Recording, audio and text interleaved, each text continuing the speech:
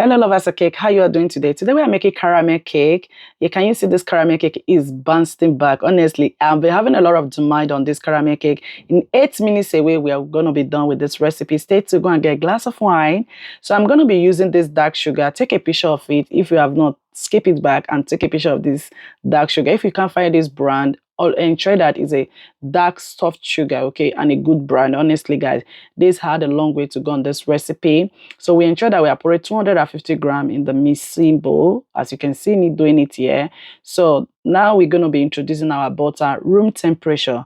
If you know your butter is not in the room temperature, you're bringing it from the freezer or in the fridge 4 hours before bakery time, minimum 2 hours, so that you can come to the room temperature. Ensure that you are mixing it to the low speed motion, okay? You want to start with number 1 and start mixing it. Now we are going to sieve our flour, 250 grams of self-rising flour. If you don't have a self-rising flour, I had a lot of comments in my other recipe. You are using the plain flour.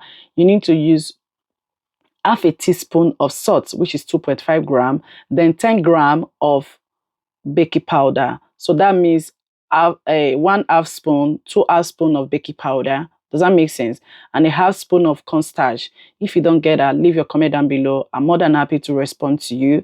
Yeah, we are going to be using 250 grams of eggs. Okay, we ensure that we are breaking our eggs. Our egg is washed. If you know you're going to lose a shaft inside, I encourage you break one after the other. If you know you can't break it together, you are a beginner, okay? I also have a recipe for a beginner, okay? You can go on my YouTube playlist. You can see a tutorial for a beginner and one of my popular cake that have gone viral, which is the vanilla one. As you can see, I'm having a leftover egg that I used later on the red velvet, because today was really been a long day for me. I baked for almost 6 hours. Chocolate, red velvet, caramel, and vanilla, and all of that. So that leftover egg was the leftover one. So and now I'm going to scrape the bowl. Ensure to scrape your bowl, guy. Don't be a lazy. I always say, don't be a lazy baker. Like, oh, boom, you just put the butter and the sugar, let it be creamy. Now it has a long way to go. So ensure that you scrape it. Now we're going to speed up the mixer to encourage to mix for like 15 minutes. If you know your mixer is not the modern mixer, you can mix for 25 to 30 minutes, okay? Oops.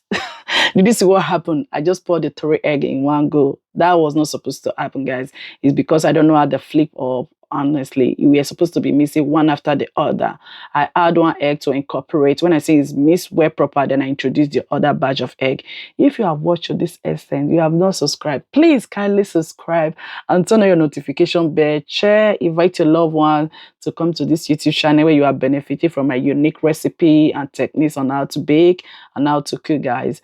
I hope that makes sense. That's going to have a long way to go for your baby girl. Let's be friends. I know we already be friends. Follow me on my platform, all my media. I'm more than happy. Send me a DM, send me a question. I'm more than happy to answer, to respond to you. Here we're going to be adding our caramel flavor, okay? If you don't have caramel flavor, you happen that my caramel flavor is finished because a lot of demand that came from this cake. So I needed to come and use vanilla. So an home make.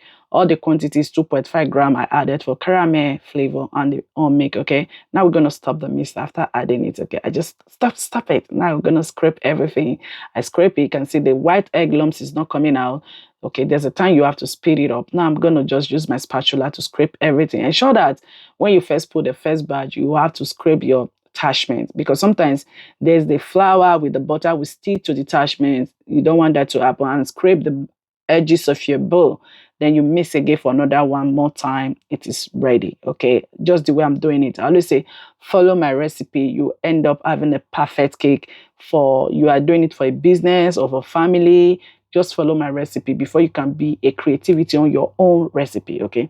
As you can see, I ensure that the tissue I'm using is not going to split inside when you are cleaning your bowl. Always keep eye on that. Now I'm going to be bringing out the leftover from the attachment, just scraping everything out just the way I'm doing it, because I don't want my butter to be left over. I need every bit of this cake, because this cake is a lot of demand, and most especially if you're having a wedding cake, I recommend do a test for your guests or the wedding.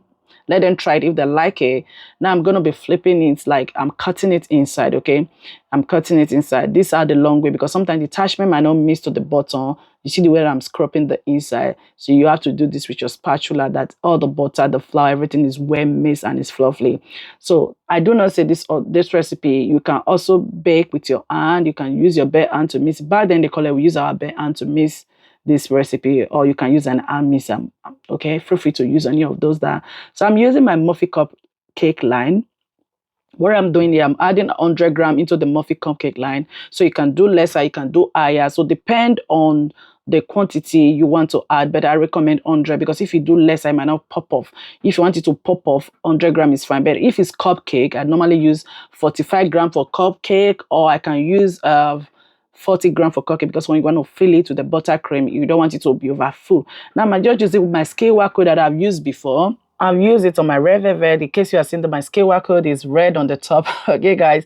So, you know, you minimize the kind of things you want when you are baking. Like, you don't want to just throw that off. You can still use it down. Yeah, this is me, your girl. Okay. I make sure that it's not contaminated as well. That's me. So now I'm going to be adding the breast badge into the baking pan, as you can see here, guys. So I'm going to scrape everything from the mixing bowl.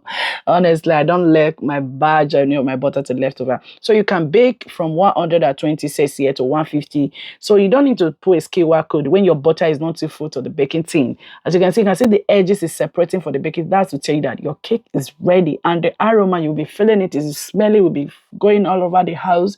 You know that your cake is ready. One thing I need to say, always set time. Time guide is always important. If you know you're going to bake your cake for 45 minutes, 30 minutes, set time guide. Look at that, guys. Look at the way it's bouncing back. Are you going to be trying this recipe?